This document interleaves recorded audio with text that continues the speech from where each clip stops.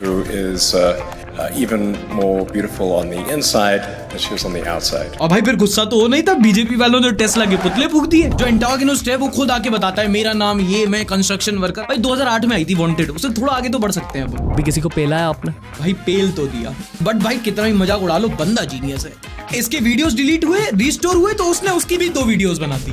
ऊपर से election sir पे है, आप बिना सर पैर की बातें करोगी तो बेइज्जती तो होगी। देखो अब इसमें कुछ ऐसा नहीं है कि कंगना कल से कुछ उल्टा सीधा बोल रही है और बीजेपी की आज आंखें खुली है। वजह है Haryana elections.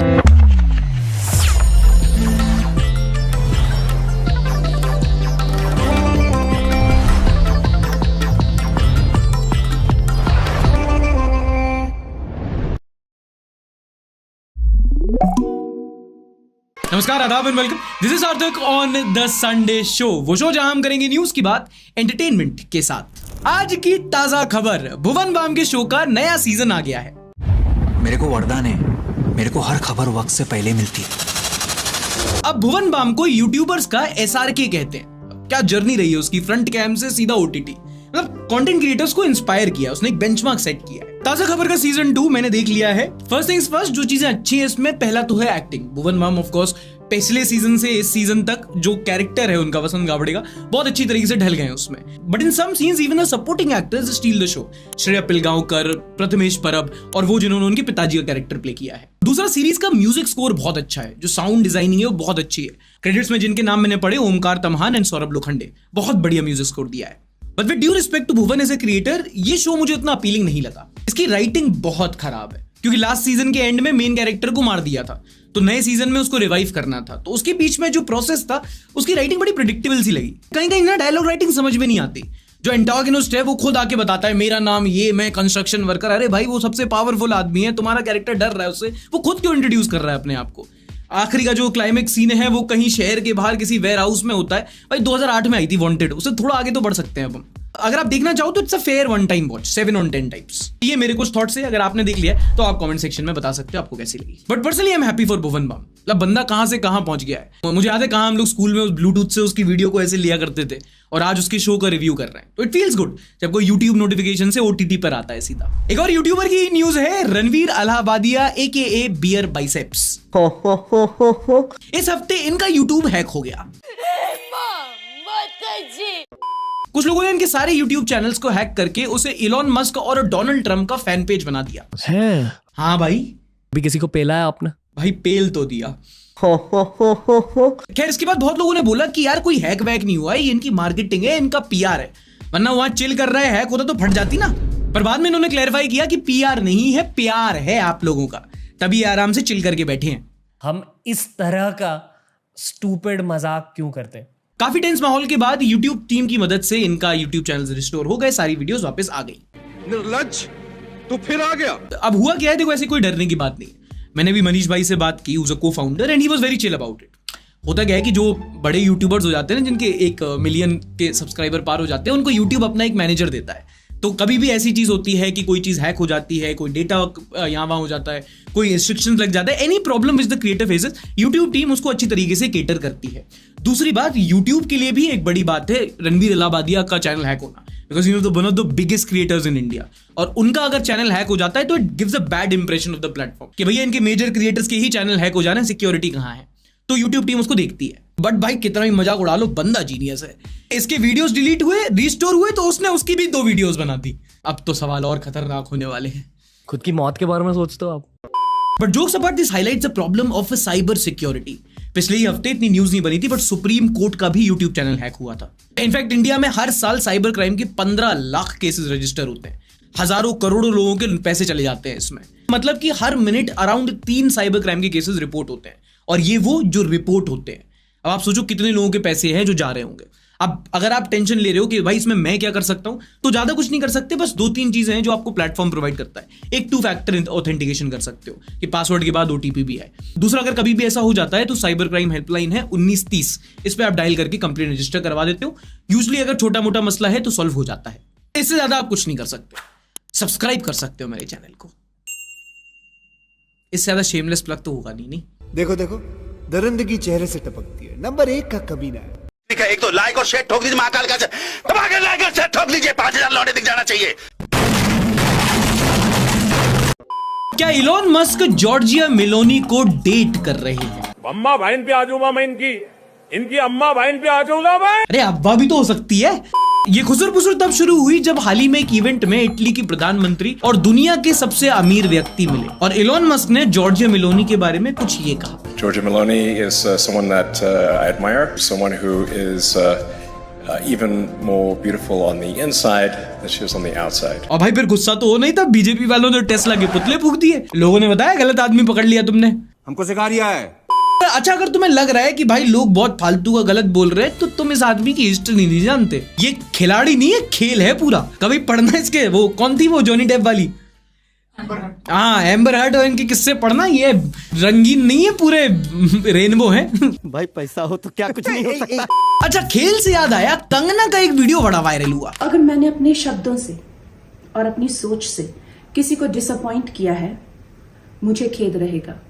I take my words back. मुझे ये बात भी ध्यान रखनी होगी कि मैं अब एक कलाकार नहीं, भारतीय जनता पार्टी की कार्यकर्ता हूँ और मेरे ओपिनियंस अपने नहीं होने चाहिए, वो पार्टी का स्टैंड होना चाहिए। अच्छा, फार्मर लॉस के ही स्टेटमेंट को लेके बीजेपी ने कुछ दिनों पहले इन्हें डिसोन कर दिया था। जयवीर शेरगिल हैं बीजेपी के प्रवक्ता, उन्होंने ट्वीट किया, as a Punjabi must say that Miss Kangana रनौत's consistent, baseless, illogical rant against the farmers of Punjab has a damaging impact on all the good work done by BJP. मेरा तो इतना लाइफ खराब हो गया है, इतना लाइफ खराब हो गया है मेरा। देखो, अब इसमें कुछ ऐसा नहीं है कि कंगना कल से कुछ उल्टा सीधा बोल रही है और बीजेपी की आज आंखें खुली हैं। वजह है हरियाणा इलेक्शंस। अच्छा, नए लोग समझ लो, बीजेपी की ऐसी पार्टी है जो ऑर्गेनाइजेशन को बहुत सुप्रीम रखती है। उनके यहाँ कहावत है ये कि ऑर्गेनाइजेशन अबव एवरीथिंग, संघ की छाप है ना उसमें। तो अगर वो लोगों ने कह दिया कि नहीं भैया फार्म लॉज वापस जा रहे हैं, हरियाणा इलेक्शन के पहले किसान भाइयों को मनाने में जुट गए, तो कोई भी एमपी कहीं का भी बना रहा है, रजत दलाल की कसम से कोई भी ऐसा नहीं हो सकता जो पार्टी लाइन के अलग होकर अपना ओपिनियन दे दे। उनको पार्टी के हिसाब से ही चलना पड़ेगा। ऊपर से इलेक्शन सर पे है, आप बिना सर पैर की बातें करोगी तो बेइज्जती तो होगी। नॉट दैट पहले से कोई इज्जत दे रहा। अब वहां साउथ में जाओ तो एक्टर और आंध्र प्रदेश के डेप्यूटी सीएम पवन कल्याण और प्रकाश राज के बीच में वॉर ऑफ वर्ड्स छिड़ गया। प्रकाश राज तो तुम्हें याद है ना, चीटिंग करता है तो।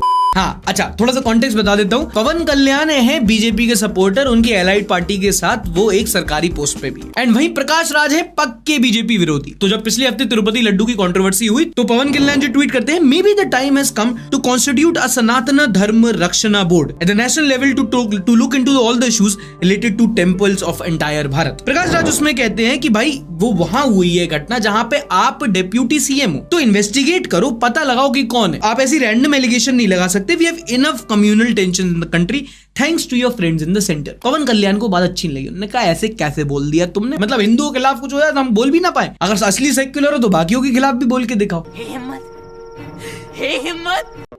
अच्छा, ये सब तो चलता रहेगा। पीके एक बड़ा इंटरेस्टिंग टर्म है पॉलिटिक्स में। अच्छा, अबे ये वाला नहीं। आंध्र प्रदेश में पवन कल्याण और बिहार में प्रशांत किशोर, दोनों अपने अपने रिस्पेक्टिव स्टेट्स में जो पॉलिटिक्स है वहां की उसको काफी हद तक चेंज कर चुके हैं। खैर, पवन कल्याण तो आज आंध्र प्रदेश में एक पोजीशन पर है। आने वाले बिहार असेंबली इलेक्शन में बहुत लोगों का कहना है कि प्रशांत किशोर बिहार में जन स्वराज में एक बड़ी क्रांति ला सकते हैं। इफ नॉट सरकार अगर नहीं बनाए तो किंग मेकर तो बन ही सकते हैं। बट हो सकता है ये इंटरनेट का अपना एक हाइप हो। अगर आप बिहार में हैं और आपको पता है कि बिहार की ग्राउंड रियलिटी क्या है, क्या होने वाला है, हम सब आपसे जानना चाहेंगे। नीचे कमेंट सेक्शन में #बिहार लिख के एक बार जरूर बताना कि आने वाले असेंबली इलेक्शन में क्या जन स्वराज क्या कुछ चेंज लाने वाली है। चलिए क्राइम से शुरुआत करते हैं। कर नहीं रहे हैं, सेगमेंट की शुरुआत करते हैं। 13 अगस्त को महाराष्ट्र में एक बलात्कार की घटना हुई जिसने पूरे देश को दहला करके रख दिया। पता चला कि बदलापुर में एक स्कूल की 2 केजी की छात्राओं का बलात्कार हुआ है। आरोप लगाया गया वहीं की स्कूल में काम करने वाले एक सफाई कर्मचारी पर। नाम था अक्षय शिंदे। बाद में पता चलता है कि इसी ने वो काम किए थे। फिर वहां के लोगों में काफी आक्रोश होता है, पुलिस वालों को सस्पेंड किया जाता है और लोगों में काफी प्रदर्शन किया जाता है। पब्लिक में आक्रोश देखने को मिलता है। बाद में आरोपी को अरेस्ट किया जाता है और जब रिमांड के लिए पुलिस वैन में ले जाया जा रहा था तो बीच में ही गई एनकाउंटर। हालांकि प्रशासन ने यह कहा कि ये बीच में भागने की कोशिश कर रहा था, पुलिस की बंदूक निकाली तो सेल्फ डिफेंस में इसको मारना पड़ा। Classic text book. बट फिर काफी लोगों ने कहा कि ये स्टोरी थोड़ी देखेली लग रही। In fact former Mumbai police commissioner Julio Ribeiro ने एक आर्टिकल में लिख के इसको एक फ्रॉड, एक फेक एनकाउंटर बताया और काफी लंबा एक अपना तर्क भी दिया उसमें। इस आर्टिकल को हमने अपनी व्हाट्सएप कम्युनिटी के साथ शेयर किया है। इनफैक्ट और भी कई जो इंपॉर्टेंट आर्टिकल्स होते हैं हफ्ते के, हम अपनी कम्युनिटी के साथ शेयर करते रहते हैं। आप यहाँ पर स्कैन करके ज्वाइन कर सकते हैं। एनीवे, फर्जी एनकाउंटर से याद आया, आपको याद है हैदराबाद डॉक्टर केस, विकास दुबे का केस? बट ऐसे एनकाउंटर ना बहुत हद तक एक विन विन सिचुएशन होते हैं। पब्लिक को भी तसल्ली मिल जाती है कि बिल्कुल जस्टिस की ब्लिंकेट डिलीवरी हो गई, ऐसे लोगों को ठोक ही देना चाहिए। और फिर कोई आक्रोश नहीं होता तो प्रशासन को भी कोई जवाबदेही देनी नहीं पड़ती कि अपराधी निपटा दिया ठीक, पर अपराध हुआ क्यों, लॉ एंड ऑर्डर का क्या, और भी कई सारे सवाल। अच्छा, ये सबको पता है कि हमारे देश में लड़की सेफ नहीं है, सड़क सेफ नहीं है, शादी सेफ नहीं है, पर इस लिस्ट में एक और चीज ऐड करूंगा, आप दंग रह जाओगे। रेडी? दवाइयां। पिछले महीने central drug standard control organisation ने एक रिपोर्ट पब्लिश की जिसमें 50 से ज्यादा दवाइयां क्वालिटी टेस्ट पास नहीं कर पाई। And these include some of the very common drugs like paracetamol, antacid, blood pressure and diabetes की गोलियां। कोई हाई एंड दवाइयां नहीं, कुछ ऐसी गोलियां हैं जो छोटे इन्फेक्शन पे मेंटोस की तरह निकल लेते हैं। And this comes right after Nagpur police chargesheet, जिसमें बताया गया कि कई सारे सरकारी अस्पतालों में जो दवाइयां दी जा रही थी वो दवाइयां नहीं थी, वो बस टेल्कम पाउडर की गोलियां दी जा रही थी, प्लेसिबो से ही ठीक हो रहे थे लोग। हाँ ना, छोड़ो, दवाइयों में मिलावट है, मतलब क्या हालत हो गई है। बाकी देशों में बीमारी से जान का खतरा होता है, हमारे यहाँ दवाइयों से है। Not for beginners bro. देश संकट में है।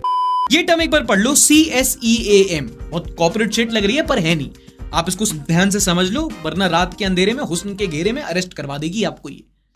CSEAM का मतलब है child sexual exploitative and abusive material, commonly known as child pornography. हाल ही में सुप्रीम कोर्ट ने मौजूदा पॉक्सो एक्ट को मजबूत करते हुए एक जजमेंट दिया है, जिसमें उन्होंने कहा है कि किसी भी व्यक्ति द्वारा चाइल्ड पोर्नोग्राफी को डाउनलोड करना, शेयर करना, यहां तक कि उसको बस देखना इलीगल है। अगर इंटरनेट के थ्रू आपके पास कोई ऐसा मटेरियल आता है जिसमें नाबालिगों को एक्सप्लॉइट किया जा रहा है, तो आपकी जिम्मेदारी बनती है कि आप उसको रिपोर्ट करें, देख के इग्नोर नहीं, रिपोर्ट करें। अगर आप वो रिपोर्ट नहीं करते हैं और आप उसको देख लेते हैं, आपके फोन में पाई जाती है, तो फर्क नहीं पड़ता कि आपने उसको कहां से सोर्स किया था, आपने डाउनलोड किया था, रिकॉर्ड किया था, नहीं, आपके पास पाया गया, आपने उसको रिपोर्ट नहीं किया, मतलब कि आपके इंटेंशन पे शक किया जाएगा और पॉक्सो एक्ट के अंतर्गत आपको सजा हो सकती है। मैं आपको ऐसे बता रहा हूं बोलने के लिए, आपको नहीं होगी, डरो मत।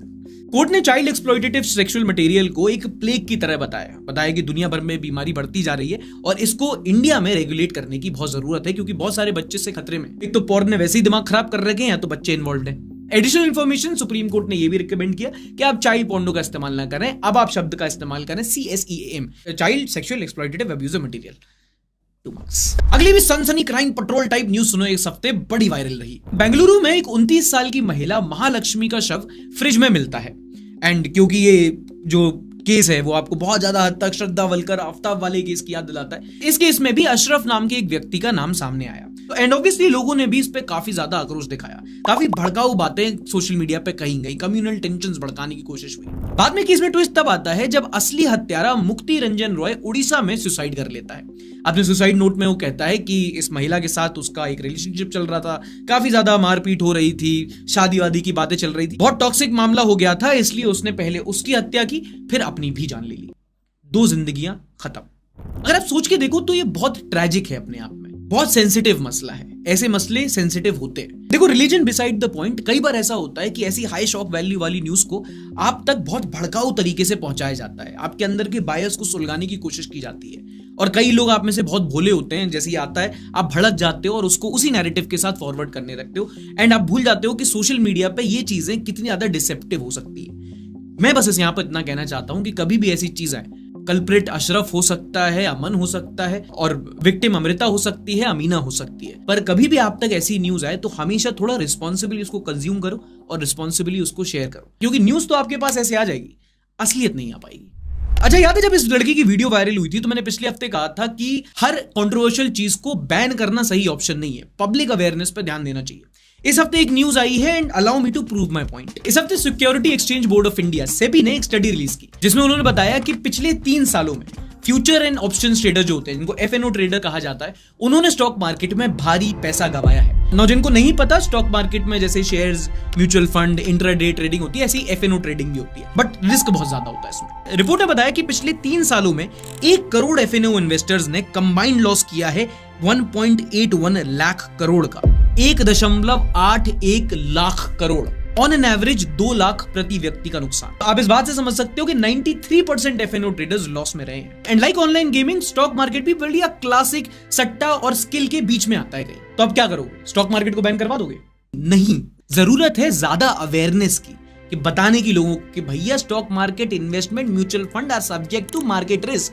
यहाँ पे रिस्क इन्वॉल्व है। पैसा कमाने का अच्छा जरिया है, पर नॉलेज, समझ और पेशेंस वाले लोगों के लिए। लालच लेके जाओगे तो माफ करना।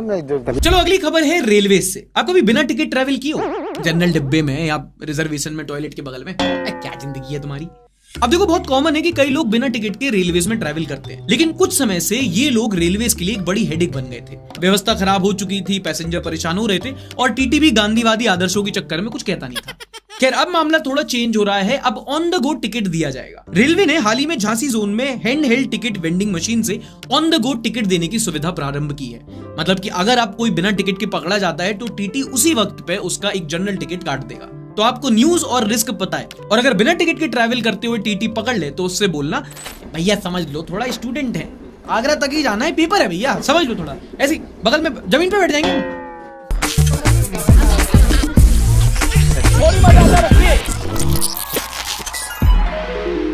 अच्छा, पिछले हफ्ते से वो लड़का याद है आपको, वो 96 लाख बैटिंग एप्स वाला? मेरे ऊपर 96 लाख रुपए का कर्ज है। कितने? 96 लाख। भाई पूरी कहानी उल्टी पुल्टी निकली इसकी। नाम है इनका हिमांशु मिश्रा, और इनकी जब से वीडियो वायरल हुई है, फिर पॉडकास्ट आए, देश में और में पूरी चर्चा हुई, अब पता चल रहा है कि पूरा मामला ही लोचा है। और ये डाउट तब आया जब ट्विटर पर एक यूजर है प्रशांत उमराव, उन्होंने ट्वीट किया कि भैया ये हमारे पास भी आया था, बोल रहा था एसएससी की तैयारी कर रहा हूँ और पेन बेच रहा था। ये दरअसल उनमें से है। वो लोग नहीं होते जो अपनी सॉफ्ट स्टोरी बता के सिंपैथी और पैसा लेने की कोशिश करते हैं कि मेरा वॉलेट खो गया है, मुझे जाना है, क्या आप मुझे 100 रुपए 200 रुपए दे सकते हैं? ओए टिक्की, ओए चूना लगा दिया। फिर एक रिपोर्टर ने बैक होम इनके पापा से बात की तो इनके पिताजी ने बोला कि भैया इस पे विश्वास मत करना, बहुत खेल है, ये हमारे यहाँ भी लड़कियों को बहला फुसलाकर उनकी साइकिलें बेच देता है। मुझे तो बेचारे भैया जी पे तरस आ रहा है, कैसे दिल लगा रहे थे कि कुछ नहीं, रोना मत, मामा हूं तुम्हारा। पहले तू यहाँ लग, मेरे यहाँ लग पहले। मामा का मामू बन गया। चूतिया बनाया तुमको। एक ब्रिटिश इन्फ्लुएंसर है, उनकी एक वीडियो बड़ी वायरल हुई क्योंकि उन्होंने इंडिया में आकर भांग पी थी और उसके बाद I'm here in India and this is a Baba and he's been here 17 years making this it's like a milk drink and it has like weed and it has spices in it and it's made with milk and curds and pomegranate seeds. Yeah, I'm gonna try this. I'll let you know how it goes. Not feeling too hot, chat. भाई यहाँ पे क्या हो रहा भाई, ये कहाँ फंस गया भाई मैं, भाई ये क्या हो रहा है भाई। देखो इंडियंस क्या है, हम बहुत स्पाइसेस खाते हैं, बहुत हमारा खाना बहुत spices and then making process अजीब होता है, whatever it is, but it is relevant to it, it is natural to us. हमारी लाइफस्टाइल के हिसाब से स्पाइसेस हैं भाई, हमारी कैपेसिटी ज्यादा है, our digestive system can take that shit, that is why we drink it. तुम लोग से कौन कहता है चिकन टिक्का मसाला ट्राई करने का? तुम लोग से कौन कहता है भांग में हल्दी खाने का? इंडियन खाना उतना आसान नहीं है। एस्प्रेसो की तरह शॉट तो बड़े आराम से ले लेते हो, पीछे से जब लाटे निकलता है तब समझ में आती है इन लोगों की। ऊपर से भांग, मतलब तुम भांग का समझ रहे हो ना, मतलब लड़के यहाँ पर रिलेट करेंगे, गोला आता है भांग का, भोला 1 रुपए का आता है, मैंने तो अठन्नी में भी लिया है। ओ भाई एक बार होली पे खा लिया था मैंने, समझ में नहीं आ रहा था कि पागल होके नाच रहा था, नाच नाच के पागल हो गया था। एक और वीडियो अमेरिका से बड़ी वायरल हुई, वहां पर मोदी जी इन दिनों अपने दौरे पर है और वहां पर ये महिला उनसे मिलती है। देखना था मोदी जी को, देख लिया, छू भी लिया, इससे ज्यादा कुछ नहीं चाहिए था, बस देखना था योगी जी को, मोदी जी को टच करना था, छूना था। देख किडनी टचिंग वीडियो। मैं बोस्टन से आई हूँ और मुझे उनको बस छूना था, मेरा एक ही ड्रीम था, मैं मोदी जी को पास से टच कर लूँ, छू लूँ। Good touch, bad touch, Boston touch.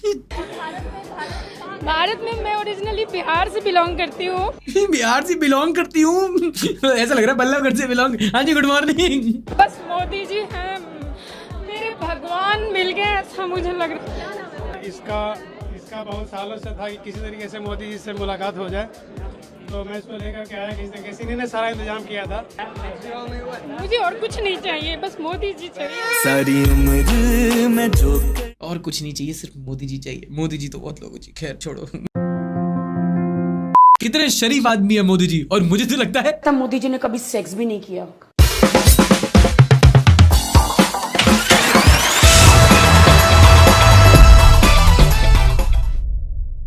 Dubai के एक शेख की बीवी ने उनको बोला कि शौहर साहब मुझे बीच पर बिकिनी पहननी है, आप खरीद दीजिए।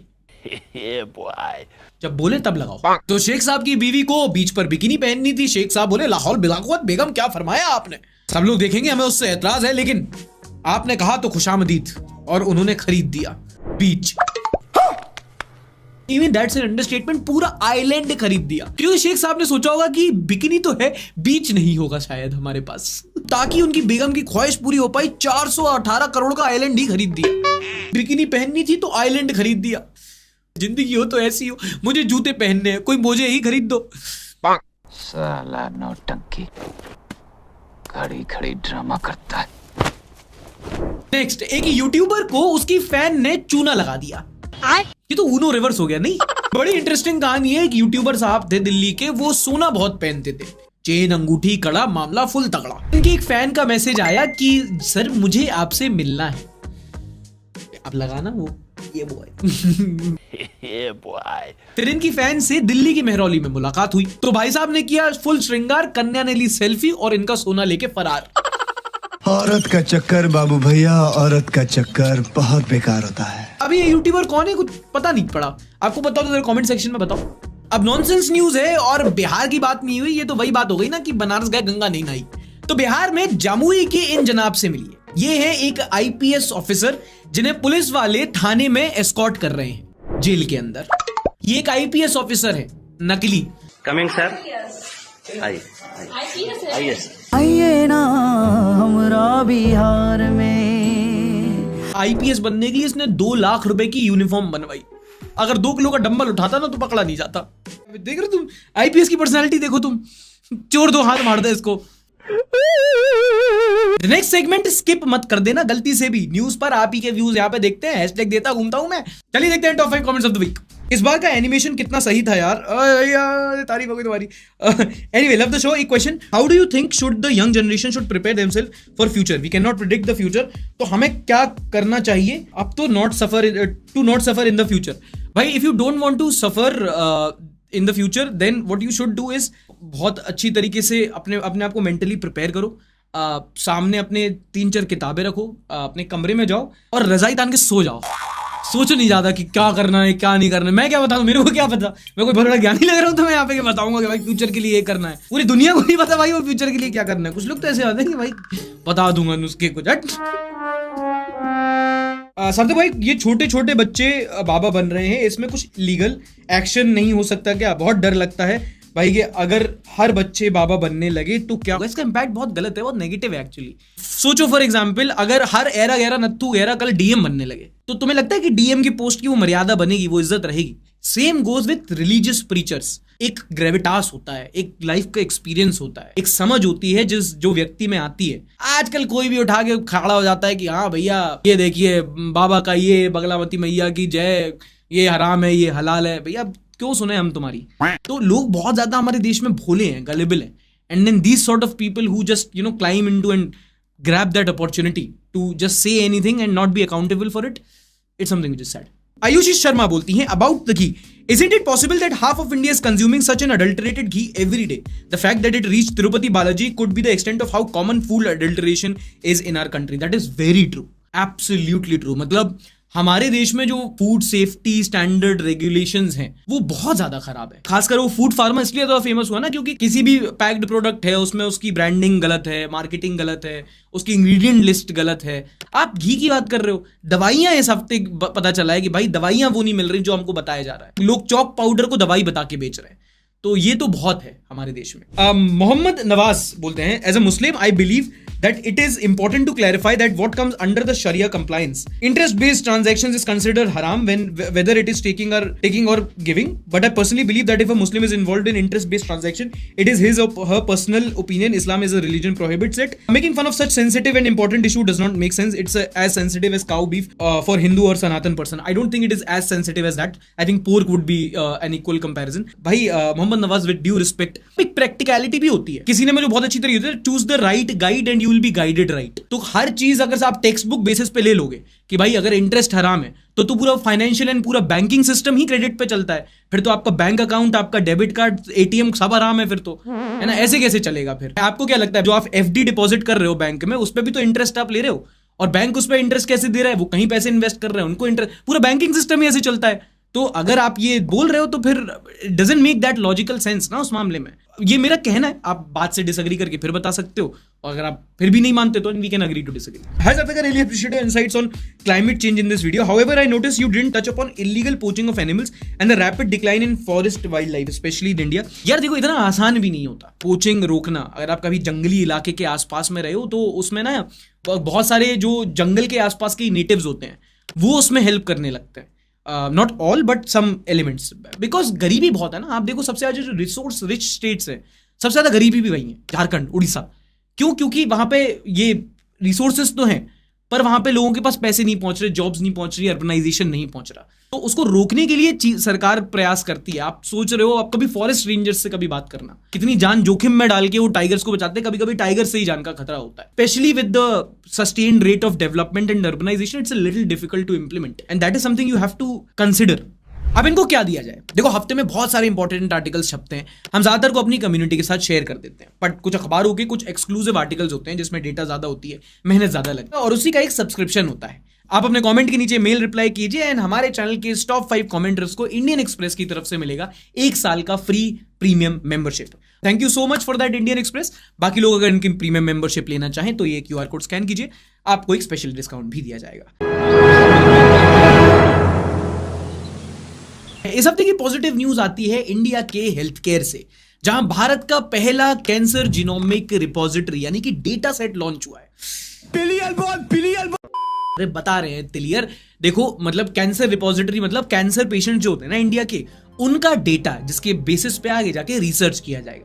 अब ये बड़ी बात इसलिए है क्योंकि इंडिया में कैंसर पेशेंट्स बहुत हैं। कुछ लोग इंडिया को cancer capital of the world भी कहते हैं, because 20% of world's cancer patients are in India. दुनिया में हर 5 में से 1 कैंसर पेशेंट इंडिया में होता है। पर जो कैंसर पेशेंट्स पे रिसर्च होती है उसमें इंडिया का डेटा यूज होता है सिर्फ 0.2%, और वो इसीलिए क्योंकि इंडिया में कैंसर पेशेंट्स का उतना डेटा है ही नहीं, क्योंकि हमारे देश में कैंसर R&D पे इतना इन्वेस्ट नहीं किया गया अभी तक। तो ये जो नया डेटा पोर्टल खुला है, इससे जो कैंसर पेशेंट्स हैं उनके रिसर्च में, उनके ट्रीटमेंट में आगे जाके बहुत हेल्प मिलेगी। बहुत इंटरेस्टिंग टॉपिक है। इनफैक्ट नॉट जस्ट कैंसर, बाकी सारी भी जो नॉन कम्युनिकेबल डिसीज जो NCDs होती हैं, उनका प्रेवलेंस इंडिया में बहुत बढ़ता जा रहा है। इस पर एक पूरी वीडियो पे हम काम कर रहे हैं जो इस हफ्ते बहुत जल्द आपके पास आ जाएगी।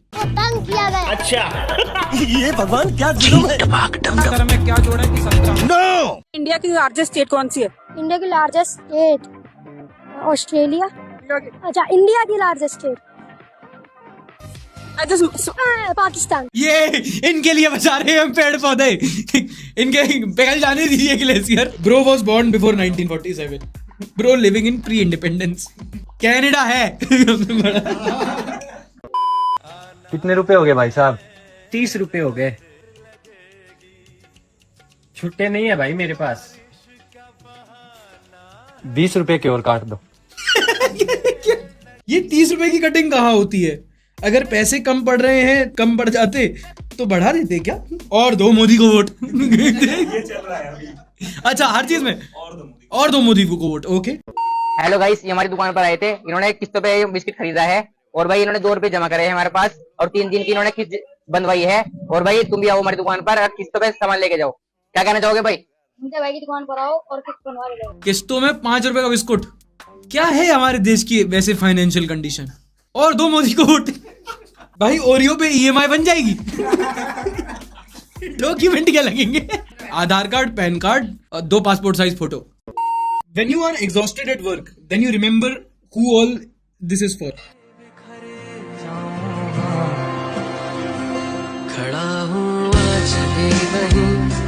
मुझे लगा पापा मम्मी की फोटो आएगी, इसके टीचर की फोटो आ गई।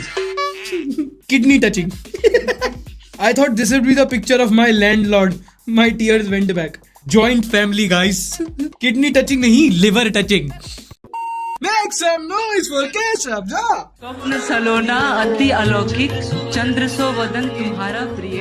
Nightmare for Kannadigas. किसी ने कमेंट किया कि Coldplay has cancelled the Bangalore concert because government asked him to sing in Kannada. A scooty riding girl landed on the pillar of elevated road. भाई सोचो तुम्हें कितनी किस्मत होगी तुम्हारी कि तुम्हें ऐसा एक्सीडेंट हुआ कि तुम फ्लाईओवर से गिरे पिलर पर अटके। पापा की परी took flying seriously. Easy, medium, hard, India. Diljit and Coldplay concerts are fine, but no one can match craze of Love Charger. You are the Love Charger. देखिए, मैं बैटिंग भी कर लेता हूँ, मैं फील्डिंग भी कर लेता हूँ, मैं कीपिंग भी कर लेता हूँ, मैं ऑल राउंडर हूँ। बेस्ट रेपर। भाई जोक मेरा है, इसको बेल मिल गई इलेक्शन के पहले। जोक जो हमारे डेमोक्रेसी का है, जोक हमारे जुडिशियल सिस्टम का है, जोक हमारे लोकतंत्र का है। इट्स अ कानून of this country. Me and my boys in Gandhi exam. बापू के पिताजी का नाम क्या था? बापू जी के पिताजी का नाम मोहनदास करमचंद गांधी जी नाम था। हाँ? मोहनदास करमचंद गांधी। बापू का? बापू का नाम तो गांधी जी नाम था। अरे यार, यहाँ यही सब सीखे हो क्या? एक दिन पूरी तरह फंसोगे। Leak footage of staff room. भाई फॉर सम रीजन मुझे ऐसा लग रहा है हिंदी टीचर है, पता नहीं क्यों। मेरा बहुत गंदा पर्सनल प्रीवियस स्कूल बायस है ये। Girls dance in school function. भाई बॉयज का तो दिखाओ।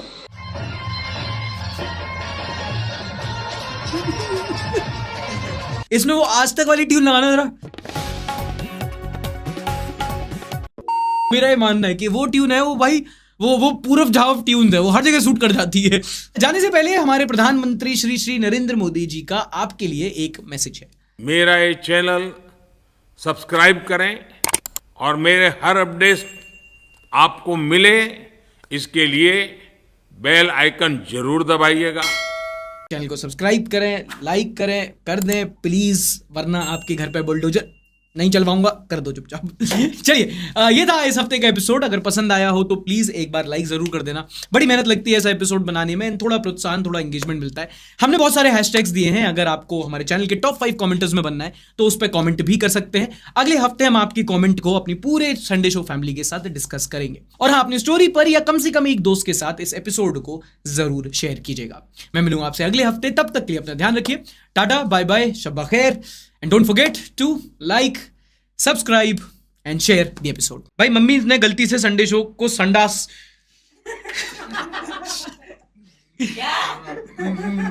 मैं दिखा दिया।